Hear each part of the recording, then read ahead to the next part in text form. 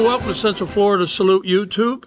It is the month of March, which is Women History Month, and we have been talking about events during the war and what the women veterans have done, but we also want to talk about some women that did not get recognition that they should have gotten. And I happen to have a friend of mine. His name is Mr. Bill Suchy. He is an Emmy Award-winning producer and director. He's done Silver Wings and Flying Dreams, a story about WASP, Women Air Force Service Pilots. Bill is very much into history, and I'm proud to say Florida Media and Arts Center is his 501c, and we are under it. And I want to thank you for that, Bill, because we need somebody to help us out, especially the lady on the camera. I need help with her. But anyway, we talked in the past about what women have done during the war, and you did this documentary, and I'm interested in why you did it and the people, the connection you made, the stories. It had to be something special, no? Oh, it was. It's I, like most of the people, never heard of the Women Air Force Service Pilots. There were no other movies out. There were nothing on them. And a friend of mine that was a pilot, she introduced me to who they were and said, you make documentaries. You always make documentaries on history and on things that people need to know, and people need to know about the Women Air Force Service Pilots. So I started doing research, and I started meeting the ones that live in Florida, and I was just totally blown away by what they did. We wouldn't have won the war without them. They ferried all of the planes here, over 60 million miles worth, over 10,000 or 12,000 planes. They were test pilots, and they also taught the men to fly. And they weren't really in the service. They were volunteers. They were civilian Yeah, but after volunteers. the war, didn't they finally get recognized? After the war, they actually got disbanded and ignored. It took another 20 years before they fought for veterans' rights. They refused to give them any veterans' rights, any flags on graves or anything. And there were 25,000 women that volunteered. They all had to be pilots already, where men went in and they learned how to fly. The women had to already be pilots, and out of the 25,000, only 1,100 were accepted. Wow. And, I think I remember you telling me about the B-29, too. Wasn't there a problem with the B-29? Yeah. With the magnesium? No, but basically what happened was that the women flew every plane that we had. They flew B-17s, B-24s, B-25s, P-51s, P-39s, but they built the B-29, and this was the super fortress. And the first couple of them with Boeing crashed and killed the test pilots. So male pilots refused to pilot the plane. And what they did is they took several WASP, taught them how to fly the plane, and the WASP would fly the B-29 into different Army bases, because they were the Army Air Force at that point, and come out and then take off their headgear and see their hair fall down. And the men were like, oh my God, women are flying the B-29 from camp to camp. And they finally decided that, okay, we can, but we had to basically shame the men into, and the women did that. They weren't afraid to do anything. You've got to know them pretty good, right? I mean, Yes, I was very blessed to be, to know them as friends. Yes, I spent a lot of time with them. When I started the film, there were over 300 of the 1,100 still alive. And they had just recently received their gold medal. And it was a big deal. And today, there were maybe 3 or 4 of them that are still alive. Yeah. And it's very sad. But I got to know them over 5, 6 years. We spent a lot of time together, a lot of great interviews with them. One thing about them, they're definitely pistols. When they get together, they're 20 years old again. They like to drink you under the table. At 5 o'clock, they have cocktails. At 6 o'clock, they want to eat. No more filming for them. It was just fun being. That sounds right to me. I mean, there were some instances that were kind of strange. We'd be in an airport, and I'd have 10 or 12 of them with me, and, they're in their 90s. And then they would tell us that we have to change which area the plane is going to come out of. And so all of a sudden it's like, okay, they just changed it. Ladies, we got to get up. We got to walk to the other side of of the Dallas airport, and they're on walkers. And it was kind of funny to bring them around. They had such great sense of humor and such heartwarming stories because they volunteered, and they really had to do more than the men ever did to prove themselves. Yeah, I'm a big nut for World War II. Well, actually, military, but World War II, and I have a little flyer here with women at work. And not only did we have the WASP, but you had all these women. I did a show with called Olive the Welder. She did the welding. We had, of course, everybody knows her, Rosie the Riveter. Right. But women have always been a big part of this great country that we live in. And this group of women had to be something else to be with. I'll tell you, because one thing about them, they broke the glass ceiling. Women have been in the service, and they were given great jobs to do. And without them, obviously, we couldn't have won the war. But they didn't fly military planes. Women never flew a military plane, an American military plane, until they were forced to here because our pilots were overseas. Our pilots were in the war. There weren't enough pilots here to ferry planes. There weren't enough teachers to teach people how to fly the planes for the. They actually taught some of the men how to fly, if I'm right. Oh, they taught most of the men probably how to fly. Yeah.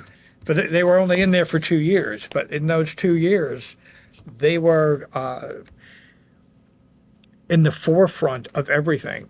When they needed planes tested, they would test them. They would ferry the planes to each coast so they could be taken overseas. And a lot of them became mechanics. And it was very strange. We have several of the women, when they showed up at their assigned areas, when they went to Texas, wherever it was, they were the first women ever to be in the hangars. The people there were like, "You're assigned to me and you're my test pilot?" And they said, "Yeah, I'm your test pilot." And they would take over. And they won the hearts of everybody because they were so fearless and so proficient in what they did. And they had to do all the physical training and everything too, like the men did and everything. So, what an amazing part of history this is. And this is your documentary. And if somebody wanted to get one, how do they get one? Where can you see this? They can watch it on Amazon. If they have Amazon Prime on TV, they can just go to that and put in Silver Wings Flying Dreams and watch it. They can go to Amazon.com. They can find it there, and they can go to Vimeo, Vimeo.com, and put in Silver Wings Flying Dreams, and they can actually download the whole film onto their computer from there. I know this is, to me, it's a wonderful education tool for the schools and women organizations and stuff, and just for kids, to learn about the history, because that's what history's all about. Well, the DVD itself, if people use the DVD, it not only has the film on it, it has 5 short films on the planes, on different aspects of what they flew, what they did. Plus, it has a music video with them. And it also has instructional design, so you can actually take the DVD and print out classroom exercises and history and actually even tests on it. Wow, that's great. We're going to look at a little of this right now. What are we going to see right now? Well, I think some of the nice things to see out of this are a few of just the comments, short comments from their interviews, because some of them are very emotional. People crashed, and it was the first time these 20-year-old women had to face death and their friends dying.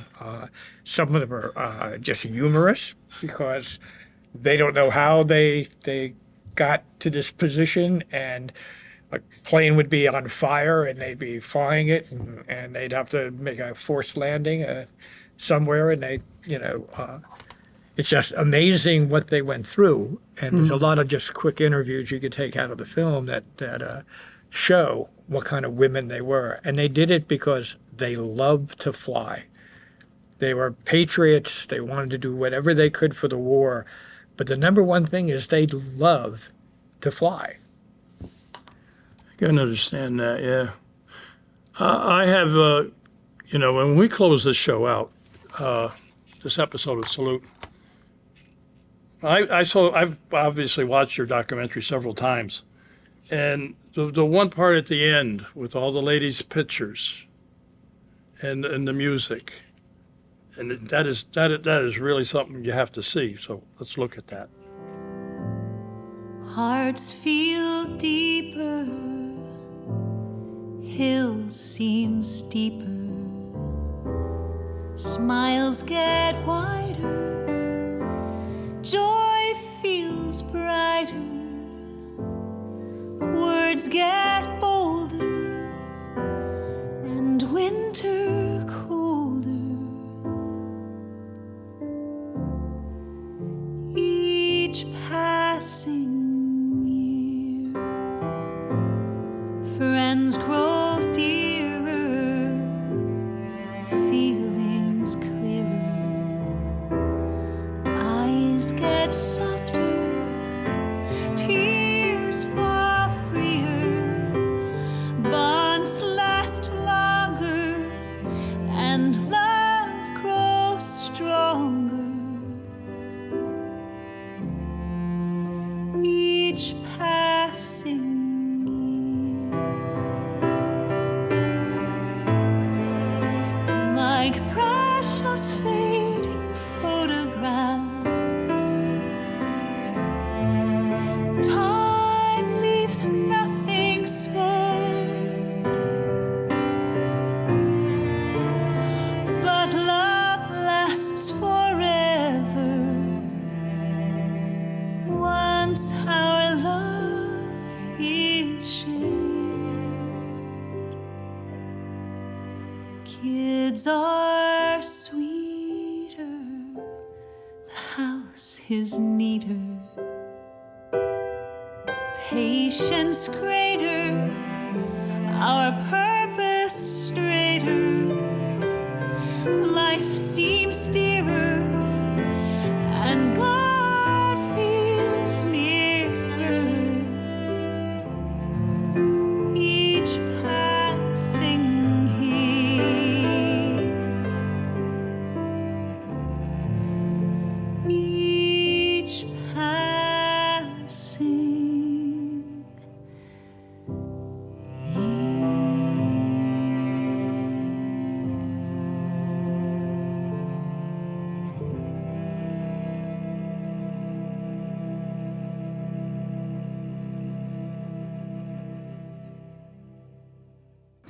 Yeah, there's a music video in there that, them now getting together at parties and, different little things on it.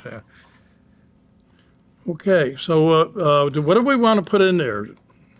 Well, there's plenty of stuff. If you look at the So you're short gonna- videos and, just interviews out of this, you can see that, all that. There's some there, especially when they found out that in, I guess it was 1970 something, when the Navy came out and said, we have our first women pilots, and they were on the cover of the magazines and all. And the WASP said, wait a minute, they're not the first people to fly American military planes. We were, and that's when they all got together to force the government to give them rights and recognition. to acknowledge what they did. Yeah. So there's a few quotes like that in there. There's a lot of that little type of stuff that I think people would find interesting, just because these people were the most interesting people I've been around. I've done maybe 30 documentaries, and these people were just their stories of how they had to learn to fly when no one knew they were taking lessons, because they were women, and so they would like not tell their parents where they were going. It's and they like would give learn them how the to right fly. to vote. You can't do that. Yeah, exactly. But these were just wonderful people, great patriots, and until the day they die, they tell their story. They go into schools, they try to educate people, and they do whatever they can to promote democracy. I just recently saw in the newspaper where one of them, there was one still alive. But you didn't get to meet that one. But then again, there were so many of them, right? But it's amazing, a group of ladies, pilots, veterans. And if you're going to get a chance to see this documentary, I want you to check it out. And you know what's the best part is like you say, it's an educational tool. You know, young women and boys, you know, can learn a lot about the sacrifices our women made. And this is women. Well, it is, and it's very inspirational, because these women had to overcome so many obstacles to learn how to fly, to actually be pilots, to even to be considered. They just had to fight their way, but it shows that if you have a dream and you want to do something, you can do it. These people proved it. They broke the glass ceiling. They're just amazing people. And that's they're why it definitely says inspirational. Silver Wings and Flying Dreams, the complete story of the women Air Force service pilots, you know, the WASP. I'll tell you, you said you did other documentaries. What other have you done? Well, I've done a lot of documentaries on artists, on the first free black settlement in America, Fort Mose, Jerry Yulesman, a photographer, Earl Cunningham. This had to be really special. This was special not only because I met these people. Making documentaries is great because you have to learn, whether it's about alligators or whether it's about an artist, you have to learn so much. Here, not only did I have to learn about who the WASP were, I got to meet dozens and dozens of them and be with them all over the country. And I got to be in their planes. We took the commemorative Air Force. We went to Midland, Texas for the air shows. We brought them to Kissimmee, Florida. We brought them to Keystone Heights when I needed B-17s and P-51s and B-24s and B-25s to land in an area that looked like it was 1940. We went to a little airport in Keystone Heights, and I had them all come down. Did you fly in any of them? I never got a chance to fly in any, but I have tons of pictures of being inside B-17s and B-24s. And I did. I did. Eat your heart out, Bill. Yeah. B-17s, I've been flew in two of them. They're on our YouTube channel, which you helpfully help us out and support. And I also flew in Fifi, B-29. Yeah, well, there's Doc now is out. The second B-29 is Yeah, I in the heard, air yeah. now. So, I heard, which yeah. is, and that was strange because they took that out of the graveyard. They didn't realize one was still almost intact, and then they rebuilt everything in it. You know, that's I now did flying. a show with a guy. His name was Bill Taylor. I think Taylor. Last name is Taylor. I think it was Bill. But anyway, Ken Taylor, United States Army. He was with the B-29, and he told me a story. It's on my YouTube. You know how wherever they were stationed, it was like a long way to get to town. So they landed someplace at some other facility, whatever, and the Army had a Jeep there. And he says, I wonder if that Jeep will fit in the bed of this plane. He stole the Jeep. But he also, We're not going to air that. no, Ken is with the Lord now. You know, he's with the Lord. You can't go after him. He used to live in the villages. And the guy, one of the people who was Japanese who lived in that village, they became best of friends years later. Because they would drop pamphlets and saying, we're going to bomb, and get out. And later on, this Japanese fellow moved to the villages, and Ken Taylor was there, and they became best of friends. He was with the group called, and this would be a great documentary, the Distinguished Flying Cross, the members of the Distinguished Flying Cross. They're a fantastic group. But yeah, so we're going to see a little bit of the your documentary here, and But this is Women's History Month, so That's it's right. a good time to learn about history of especially women in the United States, what they had to go through to get the vote, what they had to go through to be in the service, and all the glass ceilings they had to break one after another to become who they are. if you go on Facebook too, because I like I say, I do a lot of stuff with the military stuff. There's every once in a while you see a lady who flies with the Blue Knights, and another one who flew with the Thunderbirds, and they're on helicopters. They're flying everything Yeah. all over the place, and not only that, they're in combat, all kinds of combat. They're amazing. Well, when we were in Midland, Texas, with the WASP, the people that came to help the WASP were all female fighter pilots. Doing Yeah. F-18s, F-16s. They were the ones that made sure everything was going okay with them, and it was just amazing. I interviewed a number of them, and these young 20-something women, and one of them was a trainer. She trained the guys on F-18s. Wow. In dogfighting, and it's just like amazing to talk to where they went from, learning on P6s and finally get P51s and stuff to where the technology now and the women are exactly where the men are. There's no Yeah. difference. They're out there in war. They're out there fighting, and it's a blessing for us. Yeah, it is, and like I say, this is Women History Month, and this is a good time to do this show, and it's a good time to watch it anytime, really. Houston, Texas became the first WASP training site, but training was soon moved to the drier Sweetwater, Texas, where Avenger Field was transformed into the first women-only military flying school in the world. It was exactly like the cadet training for the men, except the men didn't have to have a license or have any flying experience to go in. Most of them just out of high school or maybe first year or two of college. For 2 glorious years, WASP played a vital role in helping win the war, shattering the idea that women had no place in the cockpit of a military plane. The WASP flew 60 million miles in every type of Army Air Force's aircraft and in every type of non-combat mission. Their safety record exceeded that of male pilots doing the same jobs. And I reported for duty the next morning and said to the captain, "Sir, I'm reporting for duty as your new test pilot." And he said, "Jesus Christ." And I said, "No, Barry Vincent." And so right away, he was in shock because no woman had ever been in that hangar before.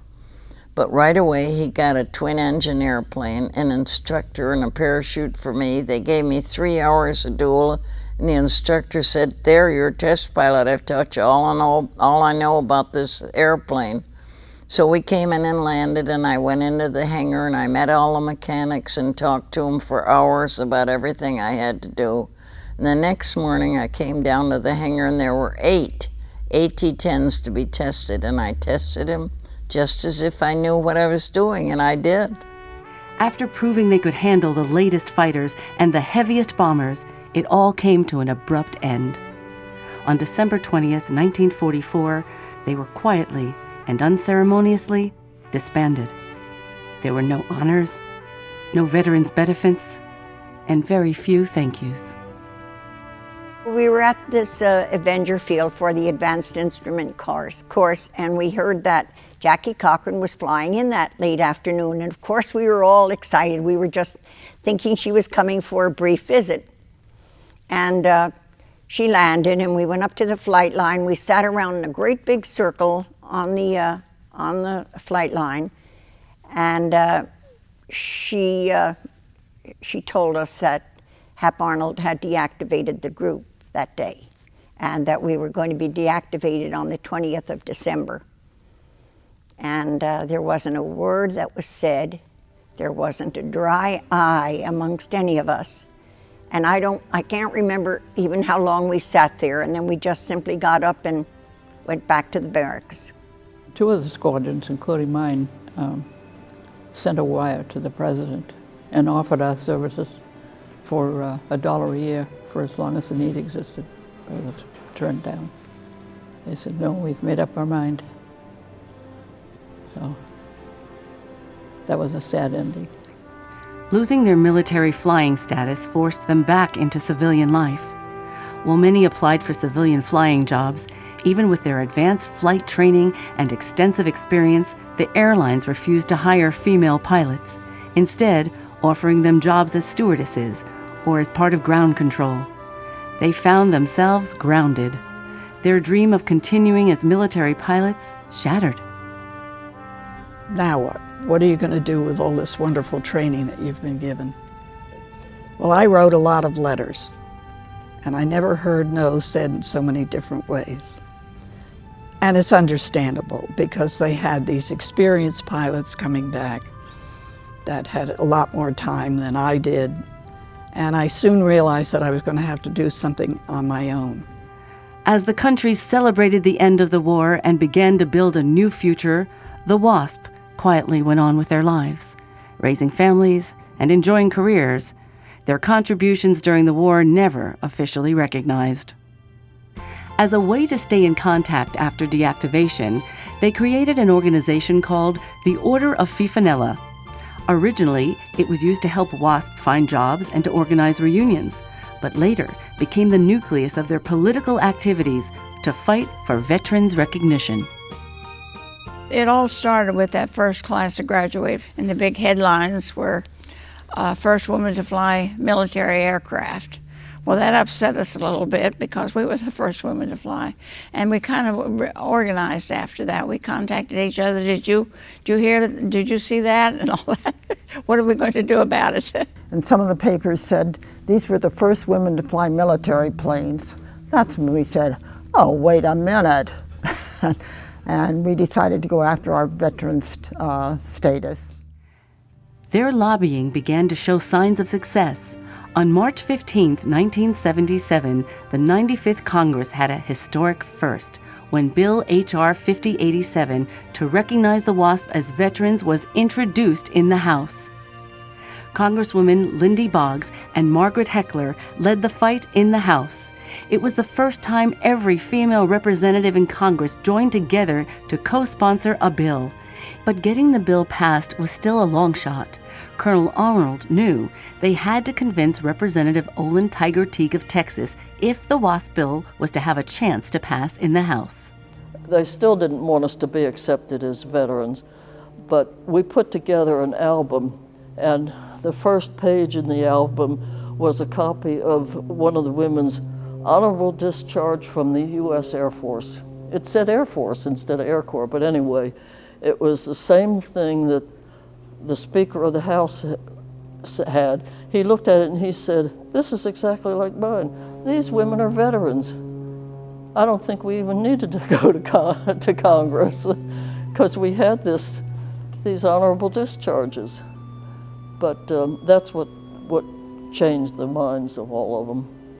It took another 33 years before the WASP were officially recognized for their outstanding service during the Second World War. I rise today to speak as if in morning business, to introduce a bill that is sponsored by every woman in the United States Senate. All 17 of us have come together to award the Congressional Gold Medal to the Women Air Force Service Pilots, called the WASP. And on July 1st, 2009, President Barack Obama signed Bill S-614, authorizing the WASP to receive the Congressional Gold Medal, the highest honor Congress can award to a civilian or a group of civilians. On March 10th, 2010, almost 70 years after the WASP served during World War II, they were finally officially honored by Congress.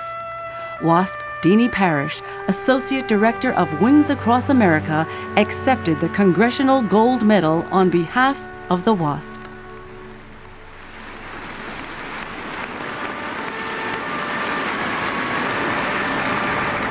All we ever asked for is that our overlooked history would someday no longer be a missing chapter in the history of World War II, in the history of the Air Force, in the history of aviation, and most especially the history of America.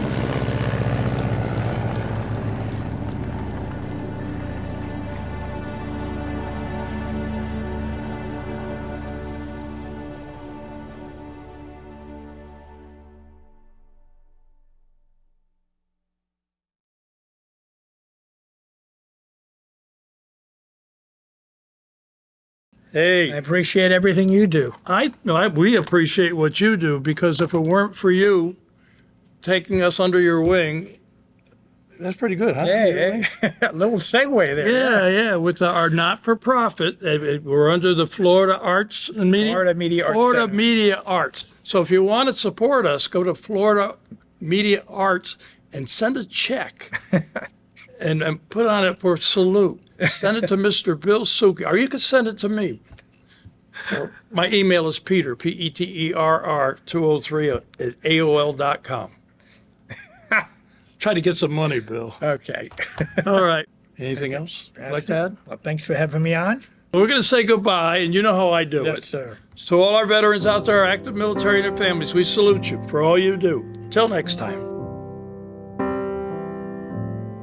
Hearts feel deeper, hills seem steeper, smiles get wider, joy feels brighter,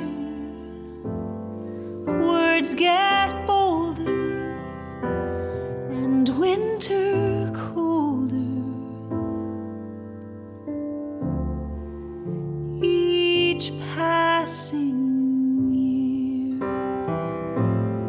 friends grow dearer, feelings clearer, eyes get softer, tears fall freer, bonds last longer, and love grows stronger.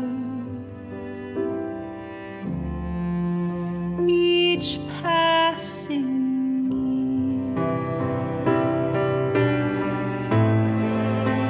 like precious fading photographs, time leaves nothing spared, but love lasts forever. Once our love is shared, kids are sweeter, the house is neater, patience greater, our purpose